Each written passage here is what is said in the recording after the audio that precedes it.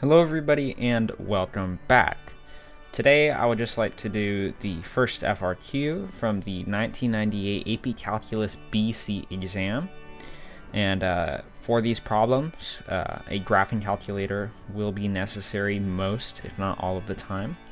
So let's begin.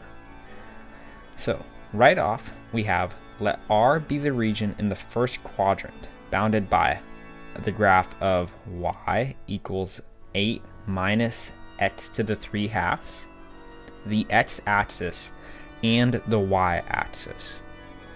First, for part A, we are asked to find the area of R.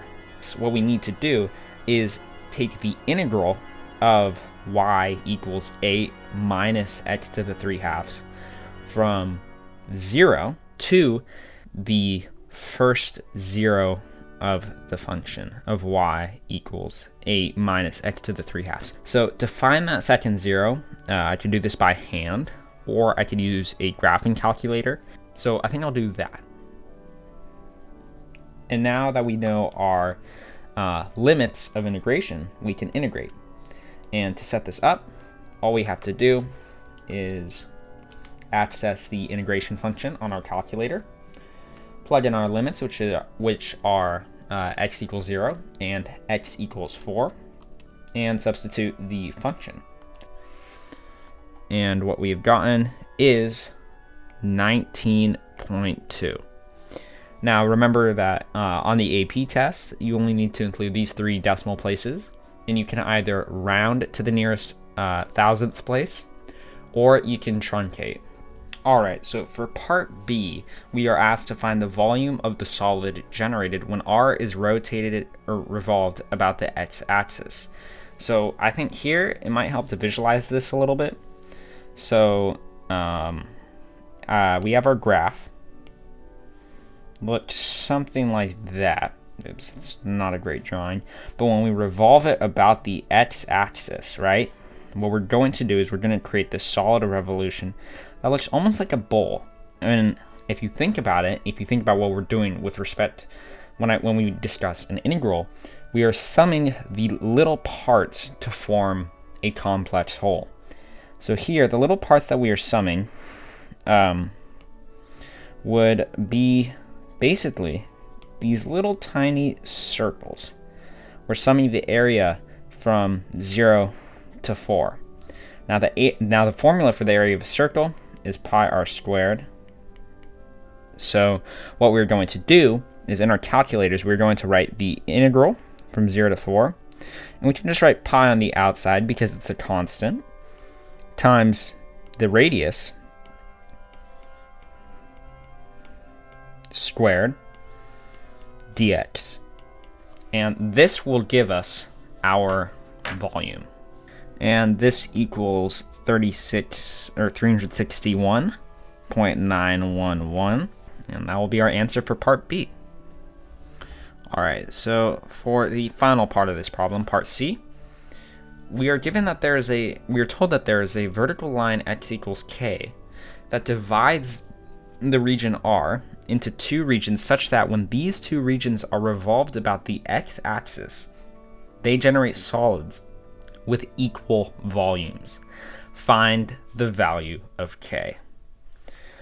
So once again, I would like to draw this, but something that we're going to have to understand is that because we are integrating from x equals 0 to x equals 4 for the other problems, and we're told there's a value x equals k for somewhere in the middle or maybe towards the beginning of this interval.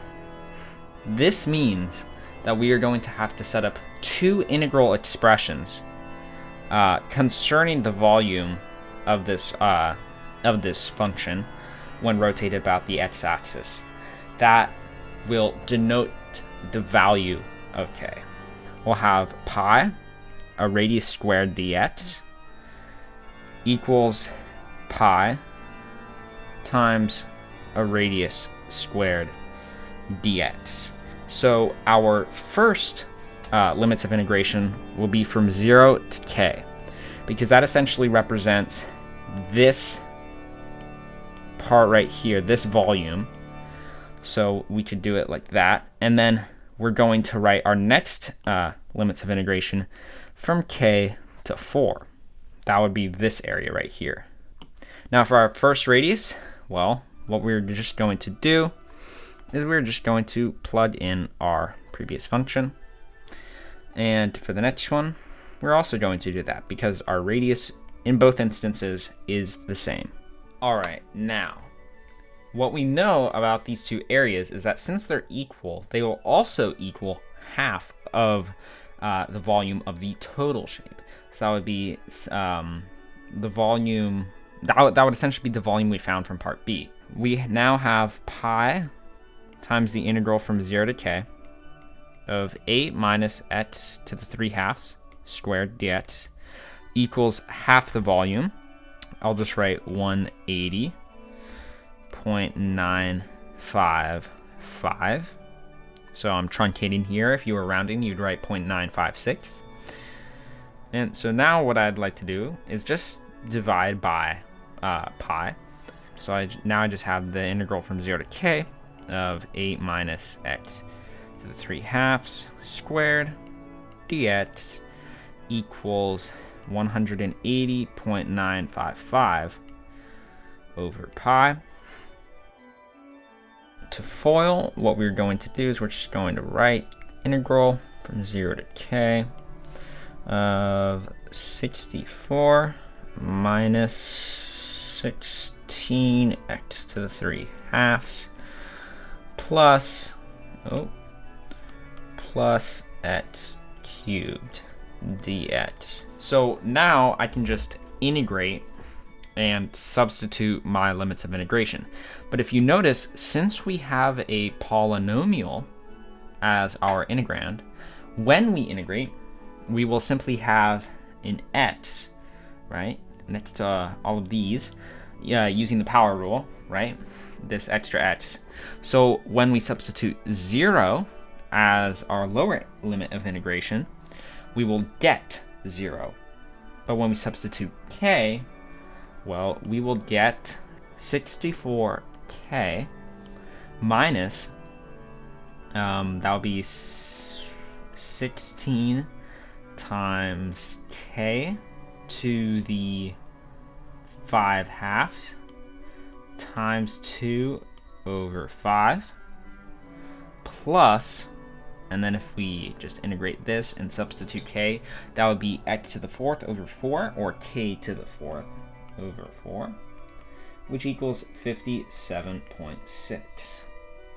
So now in my calculator, I'll just plug in this equation, and then I'll also plug in y equals 57.6, and then I'll just find where the intersection occurs. All right, so I have the intersection occurs at x equals 0.9949, but since I'm solving for k, not x, I would write k equals 0.99, and then since I'm truncating, 4.